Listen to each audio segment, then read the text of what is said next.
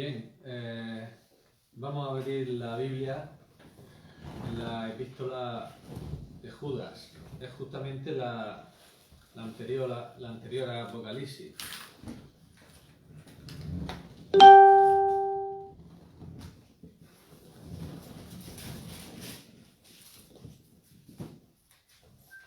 Estuvimos meditando acerca de esta epístola durante varias semanas y la última vez que meditamos vimos,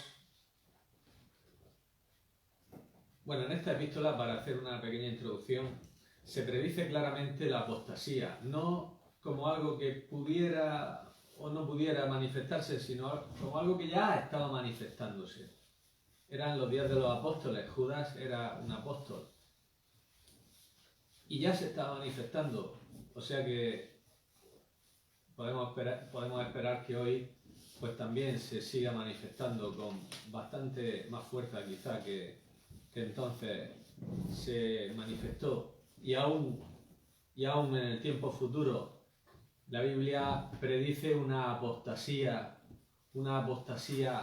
bastante más fuerte que la que tenemos hoy, aunque todo lo que está ocurriendo está preparando o está fraguando la apostasía que vendrá. Solamente por tener una idea de lo que es esta apostasía que viene, vamos a ver Segunda de Tesalonicenses.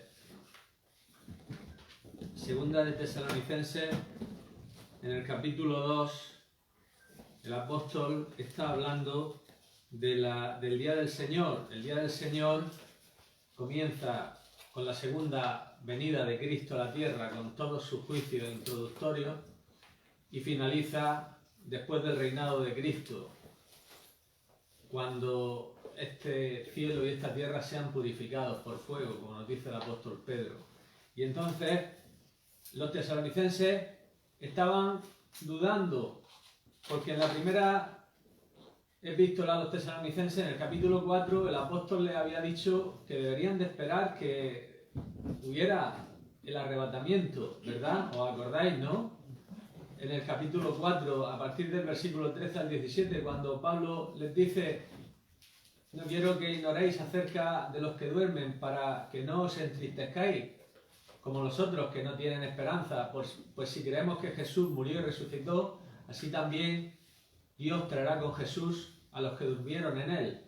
Por lo cual os decimos esto en palabra del Señor, que nosotros que vivimos, que habremos quedado hasta la venida del Señor, no precederemos a los que durmieron, porque el Señor mismo, con voz de mando, con voz de arcángel y con trompeta de Dios, descenderá del cielo, y los muertos en Cristo resucitarán primero. Luego nosotros, los que vivimos, los que hayamos quedado, seremos arrebatados juntamente con ellos en las nubes para recibir al Señor en el aire, y así estaremos siempre con el Señor. Dice: alentaos unos a otros con estas palabras. O sea, aquí les había enseñado que debían la esperanza bienaventurada del creyente, que es esperar el arrebatamiento antes de los juicios apocalípticos. Pero claro, estaban sufriendo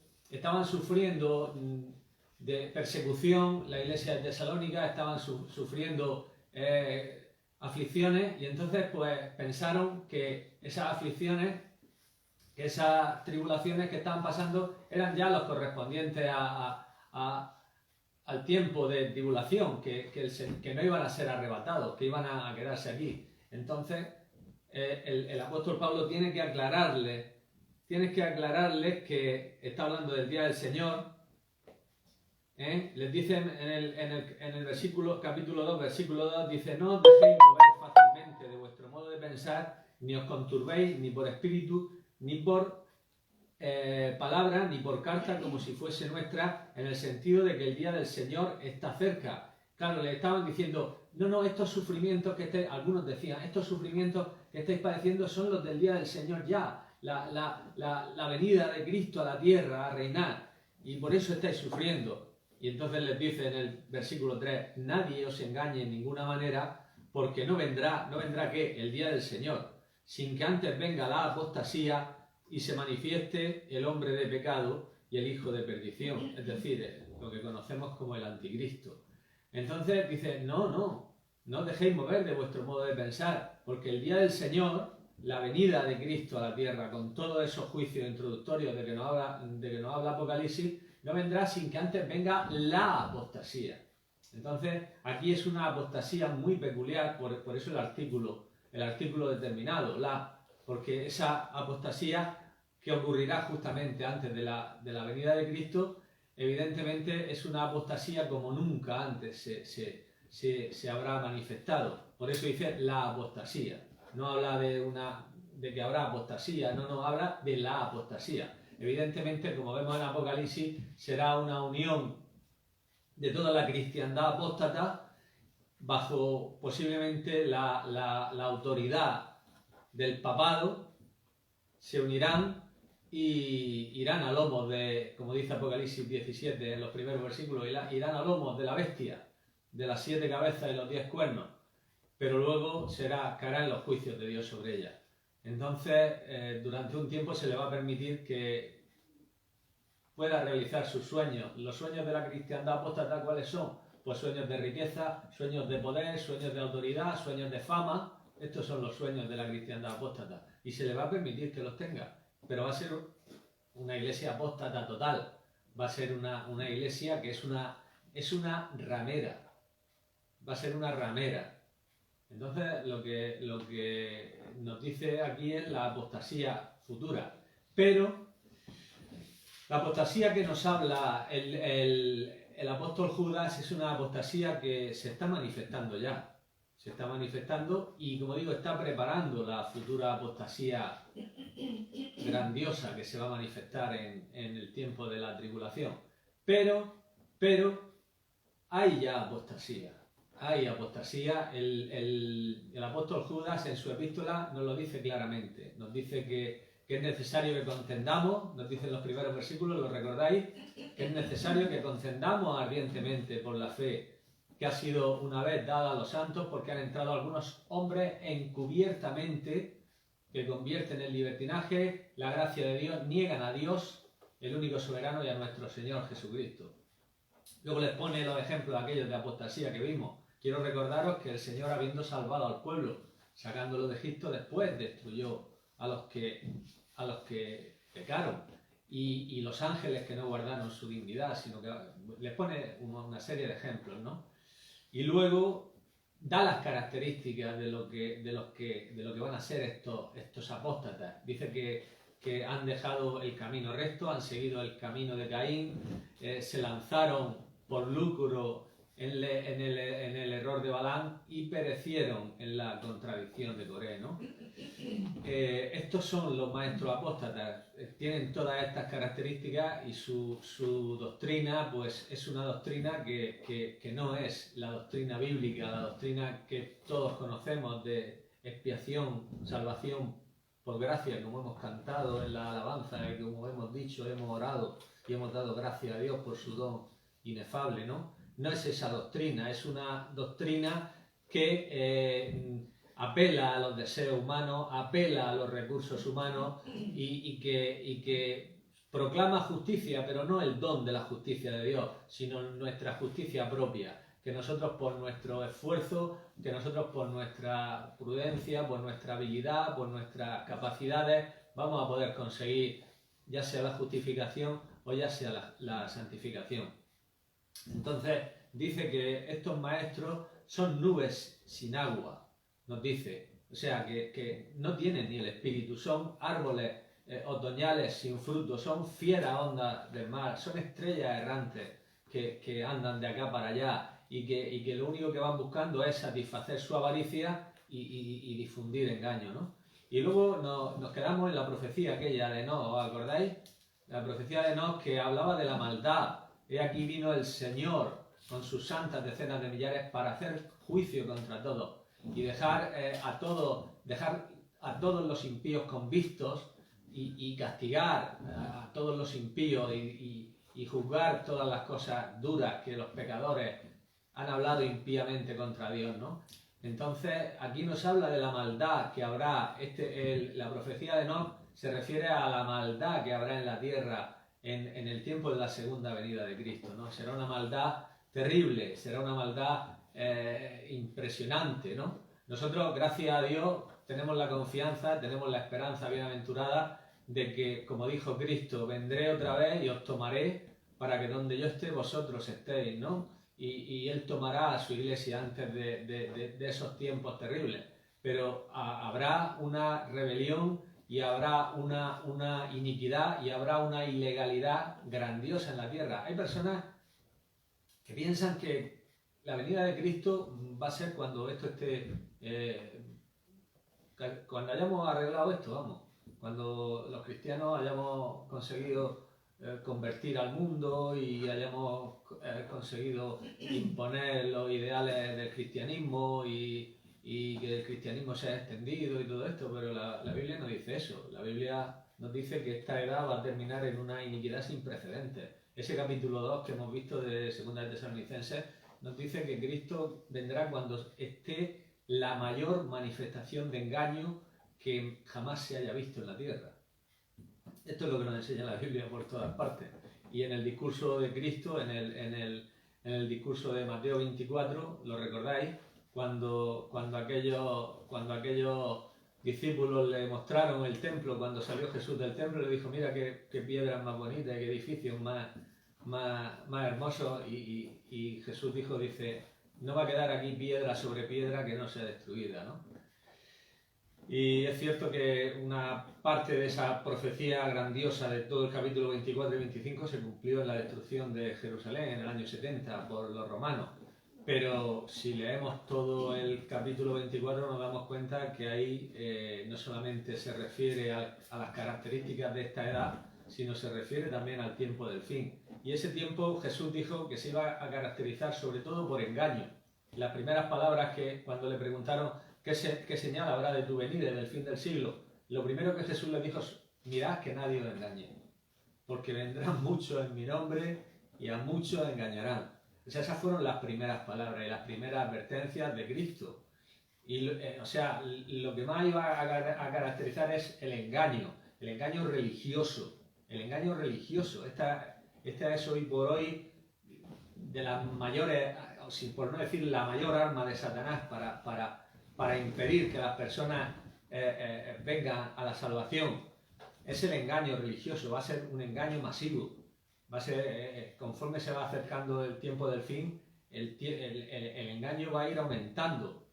Además, Pablo lo dijo, que Dios les enviaría un poder engañoso para que creyeran la mentira por cuanto no recibieron el amor de la verdad, como hemos orado. Mayormente el mundo no lo recibe. Dice, por eso Dios les envía un poder engañoso para que crean la mentira. O sea que Dios está al control de todo, como ya dijimos hace una semana. Dios sigue al control de todo. Aún de todas las cosas que están ocurriendo, que aparentemente son desastres físicos, desastres espirituales, Dios está al control de todo. Dios está, todo está profetizado. Si no estuviera en la palabra de Dios, las cosas pues nos sorprenderíamos. Luego a continuación Cristo dijo que oiríamos de guerras, de rumores de guerra. Dijo, no os turbéis, porque es necesario que todo esto acontezca. O sea, cuando ahora mismo las guerras quizás las tenemos un poco retiradas, pero que nos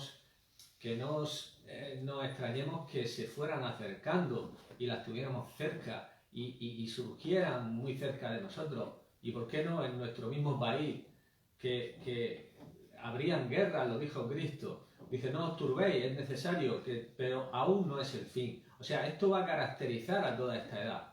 Va a caracterizar a toda esta edad. Se levantará nación contra nación, reino contra reino. Habrá hambre, habrá pestes, o sea, epidemias como la que tenemos ahora. Habrá terremotos, habrá catástrofes naturales.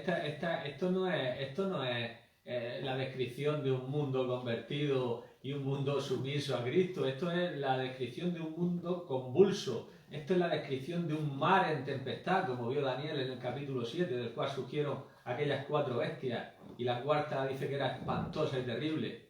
Entonces, esto no es algo que sea agradable de oír, pero es lo que está en la palabra de Dios. Y por eso Cristo nos ha prevenido, ¿no? Y luego continúa diciendo las persecuciones que vendrán en el tiempo de la tribulación una persecución especial al pueblo judío, a todo el que reconozca a Cristo, en especial a este pueblo, porque la palabra de Dios nos dice que ese tiempo final va a tener su vértice en la ciudad de Jerusalén, donde se producirá esa abominación desoladora de que nos habla el versículo 15 de ese capítulo 24, la abominación desoladora de que habló el profeta Daniel. Y esa abominación desoladora no es más sino que, como siempre ha sido, la abominación desoladora ya la hizo Antíoco en el 160 y tanto antes de Cristo, el general sirio, cuando llegó al templo y sacrificó una puerca en el altar, ¿no? Y esa abominación se volverá a producir en ese tiempo, y será en Jerusalén, en el templo o en el tabernáculo que habrá permitido el anticristo que se construya en Jerusalén. Dice Daniel 9:27 que habrá hecho un pacto con Israel, habrá hecho un pacto por el cual se permitirá la reanudación de los sacrificios. Israel habrá vuelto, pero seguirá como está ahora, en incredulidad. Y a la mitad de la semana, dice Daniel 9:27, romperá el pacto. Romperá el pacto, ya no permitirá que haya sacrificios, sino que, como dice 2 de Tesalonicenses 2:4, se sentará el mismo anticristo en el templo de Dios como Dios, haciéndose pasar por Dios. O sea que va a ser tiempo terriblemente malo, va a ser un tiempo, Jeremías 37 dice que es tiempo de angustia para Jacob. Y Daniel en el 12:1 dice que será un tiempo de tribulación como nunca antes. Y Cristo lo dijo que habrá gran tribulación, como no ha habido desde el principio del mundo, y que si aquellos días no fueran acortados nadie sería salvo. Entonces, lo que realmente nos dice la palabra de Dios es esto, que va a ser tiempo de mucho engaño, mucha persecución, muchos desastres, muchos conflictos, muchas epidemias, mucho de todo. Entonces, no debemos de extrañarnos de que pasen estas cosas y conforme vayamos acercándonos a ese tiempo final, a esa última semana de la profecía de Daniel, todo se multiplique y alcance un espantoso clímax. De tal manera que, como dijo Jesús, habrá gran tribulación, como no la ha habido desde el principio del mundo. Fijaros los tiempos malos que ha pasado la humanidad. Fijaros los tiempos malos que ha pasado la humanidad. Nos puede venir a la memoria, no sé, guerras terribles, nos puede venir a la memoria el nazismo con su tiranía y con su masacre de judíos, pero dice que el tiempo este que viene de la tribulación, dice, será como nunca ha habido antes. O sea que será mucho peor. Imaginaros las peores cosas que han pasado a la humanidad, las pestes peores, las guerras peores, las persecuciones peores, los peores terremotos. Pues todo esto va a ser todavía mucho peor. Es lo que dice la Biblia. Hay gente que no quiere oír esto, que nada más que quiere oír cosas bonitas y cosas agradables, y sí, están también ahí, pero también tenemos que decir estas cosas, porque estas cosas también ocupan una parte importante de la profecía bíblica. La segunda venida de Cristo, como dijimos hace unas semanas, es que sobresale por toda la Biblia. Es que los tiempos malos que esperan al mundo están por toda la Biblia, por todo el Antiguo y por todo el Nuevo Testamento. Y si leemos Apocalipsis, pues nos podemos echar las manos a la cabeza de las cosas que van a pasar, cómo se va a abrir el abismo y van a salir demonios, que dice que su tormento va a ser como tormento de escorpiones, como el sol Dios le va a dar que hiera a los hombres y sean quemados por fuego, como dice que se van a convertir las aguas en ajenjo, y cómo va a haber guerras terribles, y cómo va a haber hambre, y cómo va a haber terremotos. Dice que va a haber un granizo que va a ser de un talento era casi 50 kilos. O sea, es que está ahí en la Biblia y no podemos dejar de leerlo. Si queremos pasar por alto todo esto, pues lo pasamos, pero de vez en cuando es bueno recordarlo para que estemos preparados, porque lo que Jesús quería es que estuviésemos preparados. Cuando acaba de decir estas palabras, dice, mirad, os lo he dicho, para que no os olvidéis. O sea, en el capítulo 24 empieza diciendo, mirad que nadie os engañe. Y luego y luego repite, os lo he dicho antes, ya me parece que es el veintitanto, el versículo veintitanto dice 25. el 25, ¿no? Dice, por lo cual, a ver, perdón, estoy en el 25, 24-25. Dice, ya os lo he dicho antes, como diciendo, os lo he dicho, que va a pasar todas estas cosas. Y en los capítulos de Juan finales dice, advierte Jesús en el aposento alto, o expulsarán de la sinagoga, o harán esto. Dice, y aún pensarán que los que lo hacen, que rinden servicio a Dios. Dice, os lo he dicho antes, que lo sepáis, no os extrañéis, no ignoréis esto. Entonces, Dios quiere que lo sepamos, simplemente que lo tengamos presente. Entonces, las cosas que están pasando están profetizadas, están decretadas por Dios y van a ocurrir así. O sea, no es algo que posiblemente sí, que posiblemente no. Es algo que va a ocurrir y que está predicho y que va a pasar.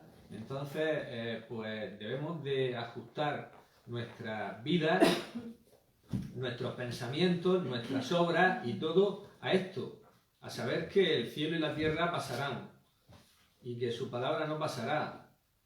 Entonces, luego el apóstol Judas, volviendo a su epístola, otra vez, nos dice que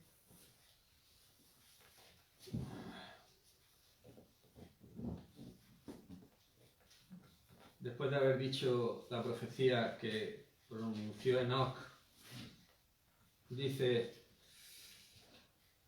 pasa otra vez a describir los falsos maestros apóstatas. Y nos dice en el versículo 16, estos son murmuradores, querellosos que andan según sus propios deseos, cuya boca habla palabras, cosas infladas, adulando a las personas para sacar provecho. Es decir, lo que produce, lo que hace el maestro apóstata es decir lo que el oído humano quiere oír. Adular a las personas para sacar provecho, acabado sacar provecho. Esto yo lo he visto en congregaciones donde he estado, he visto a estos supuestos profetas que han llegado y claro, le han profetizado muy bien al pastor, a la mujer del pastor, al hijo del pastor, al yerno del pastor, a la nuera del pastor, le han profetizado estupendamente. Claro, lógicamente lo invitan otra vez. Lo invitan otra vez. Si uno de estos profetas que vino hubiera sido de verdad un profeta de Dios, le hubiera dicho al hijo del pastor que dejara de estar fornicando, que estaba fornicando con la novia. Pero le dijo que Dios le iba a dar una princesa y todo esto, ¿no? Y claro, le encantó tanto que lo invitaron otra vez. Sacó provecho de las cosas halagüeñas que dice, que dijo, como pone aquí. Dice, adulando a las personas para sacar provecho. Es decir, le dice a las personas lo que quieren oír. Normalmente un profeta, en el Antiguo Testamento y en el Nuevo Testamento también, Juan el Bautista, que dice que fue los profetas y la ley fueron hasta Juan el Bautista dijo cosas que a la gente no le agradaba oír. De hecho, lo mataron por eso, porque le dijo a un rey que estaba fornicando, que estaba en adulterio por la mujer que tenía, que era la mujer de su hermano. Entonces, normalmente el profeta lo que decía era cosas que a la gente no agradaba al oído, no le agradaba al oído. Al profeta Amós, uno de los sacerdotes de allí le dijo, venga, vete para tu tierra y profetiza en tu tierra, que esto es santuario del rey. Vete para allá y dice, no, si yo no soy profeta, yo soy boyero. Boyero era el que iba con los bueyes. Dice, y el Señor me ha tomado allí y me ha dicho, ve a Israel y dile esto. Y te voy a decirte una cosa, sacerdote. Dice, tu mujer va a ser ramera y tú...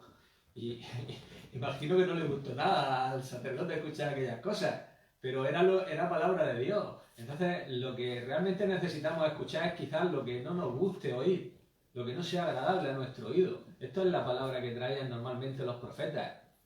No les gustaba, a los reyes no les gustaba encontrarse con los profetas. Cuando el rey acá se encontró con el profeta Elías, le sintió un desagrado, dijo una palabra de desprecio. Dice, te he encontrado, enemigo mío. Eres el que turba a Israel, le dijo en otra ocasión. No, dice, yo no turbo a Israel, dice, lo turbas tú, tu mujer y los pecados que estáis cometiendo. Vosotros sois los que estáis turbando a Israel. Y cuando le quitó la viña a Nabot, y otra vez se encontró con él, y le dijo a Elías, dice, que sepas que donde han lamido los perros la sangre de Nabot, dice, van a lamer tu misma sangre. Dice, y a tu mujer se la van a comer los perros. Vaya palabra, ¿eh? Vaya palabra. A tu mujer se la van a comer los perros. Y se la comieron los perros. Cuando el rey Jehú llegó al eso y se asomó y estaba allí en la ventana, la mujer está todo pintada.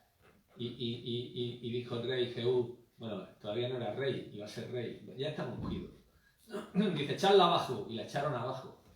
Y cuando luego fue a recogerla ya se la habían comido los perros. Dice que solo quedaban las manos y la calavera.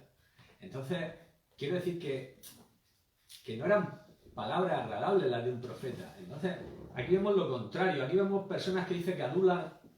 Vemos pseudoprofetas que dicen que adulan a las personas para sacar provecho. Para sacar provecho. ¿Qué provecho es? Pues el provecho, sacar dinero, fama y todas estas cosas, que es lo que buscan estas personas, ¿no? No son agradables las profecías normalmente. Estas profecías tan bonitas y tan eso, pues no te fíes mucho. Si te dan profecías de esas tan bonitas, no te fíes mucho. El profeta normalmente venía y decía cosas que no le gustaban a los que la oían. No le gustaban. El Bautista no decía, cuando venían a él a bautizarse, generación de víboras, ¿quién nos enseñó a huir de la era venidera? No digáis dentro de vosotros que somos hijos de Abraham, porque Dios puede levantar hijos de Abraham de estas piedras, hacer frutos dignos de... Esta era la palabra de Juan el Bautista. Y la palabra de Cristo también era parecida. Era una palabra de reprensión, de advertencia, de exhortación, por supuesto, del amor de Dios, que es infinito, hacia los pecadores y de la gracia de Dios.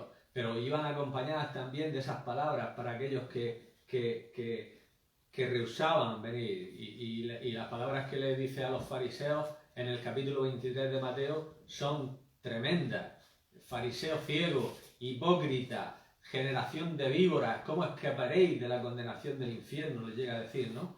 Entonces, son palabras que aquellos hombres necesitaban escuchar. El cristiano verdadero, el cristiano que está luchando, el cristiano que está con su mirada puesta en Cristo, lo que necesita oír de Cristo, y tenemos también aquí sus palabras, son palabras de ánimo, palabras nunca te dejaré, nunca te desampararé, estaré contigo, te bendeciré, te voy a guardar, Esas son las palabras que necesita el cristiano verdadero, aquel que ha puesto su confianza en Cristo y que está luchando día tras día con su carne, con el mundo, con el diablo. Necesita palabras de ánimo, palabras de esperanza. Pero el mundo que rechaza a Cristo, el mundo que desprecia a Cristo, el mundo hipócrita, el mundo, el cristianismo superficial, el cristianismo profesante, el cristianismo que no es verdadero cristianismo, que no ha habido una verdadera regeneración, lo que necesita es todo lo contrario. Necesita advertencia, necesita reprensión, necesita exhortación, y esas advertencias las tenemos en la palabra de Dios, que hoy desgraciadamente pues no se dan mucho. Hoy las palabras son bonitas, hoy las palabras normalmente son agradables, y ya digo, es bueno escuchar las palabras agradables cuando toca, pero también hay veces que toca lo otro, también hay veces que toca el despertar a las personas con palabras de reprensión y palabras de exhortación, ¿no? Dice que esto hablan cosas infladas, adulando a las personas para sacar provecho. Dice, pero vosotros, versículo 17, amados, tened memoria de las palabras que antes fueron dichas por los apóstoles de nuestro Señor Jesucristo, los que os decían, en el postrer tiempo habrá burladores que andarán según sus malvados deseos. Estos son los que causan divisiones, los sensuales, que no tienen al Espíritu, no han sido regenerados. Todas estas palabras las tenemos en los escritos de los apóstoles, por eso nos dice aquí que tengamos memoria de las palabras que fueron dichas por los apóstoles. El apóstol Pablo constantemente en casi todas sus cartas nos amonesta. Por ejemplo, de 2 de Timoteo, capítulo 3, cuando dice: debes saber esto, Timoteo, en los postreros días vendrán tiempos peligrosos, habrá hombres amadores de sí mismos, ávaros, vanagloriosos, soberbios, blasfemos, ingratos, impíos, desobedientes a los padres, necios, desleales, implacables, sin misericordia, aborrecedores de lo bueno, amadores de los deleites más que de Dios. Dice que tendrán apariencia de piedad, pero negarán la eficacia de ella.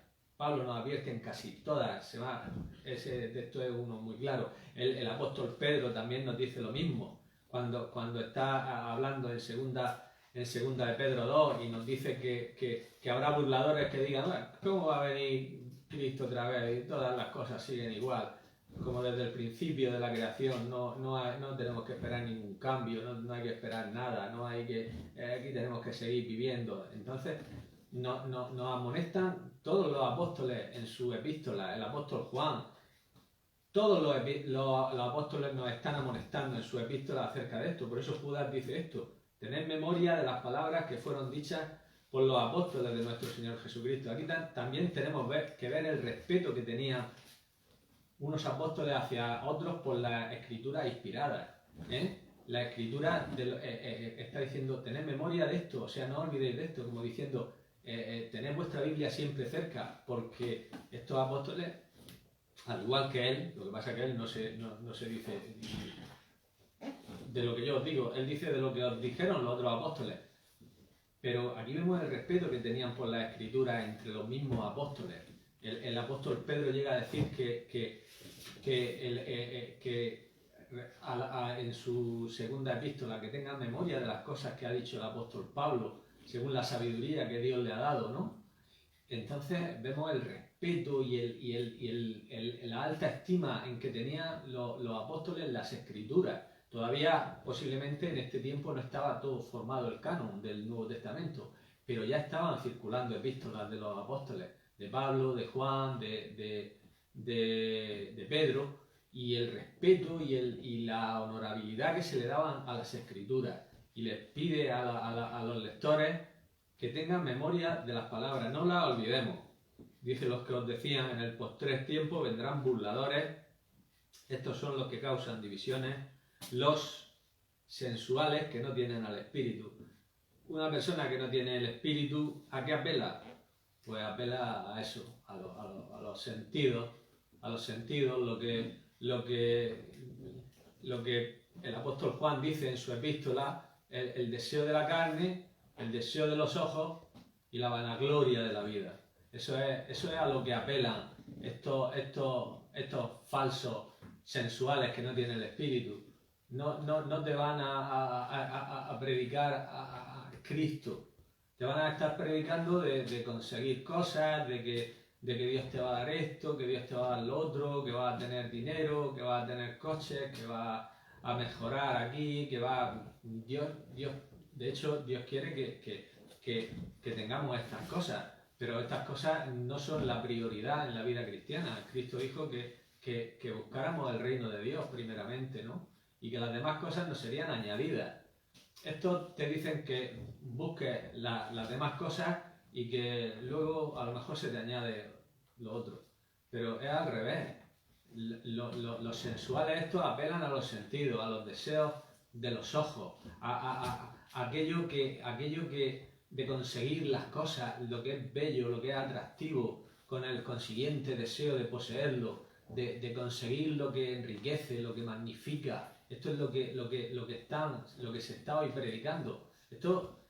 Dios ha prometido que no nos va a faltar de nada, que vamos a tener el pan de cada día, pero dice que teniendo sustento y abrigo que estemos contentos con esto, que no estemos buscando siempre lo otro, la codicia, la avaricia. Entonces estos sí apelan a esto. Estos siempre te están diciendo que va a tener un mejor coche, o que va a tener una mejor casa, o que va a tener esto, o que va a tener lo otro. Entonces, todo esto son cosas que apelan a los sentidos y que realmente el hombre natural las desea.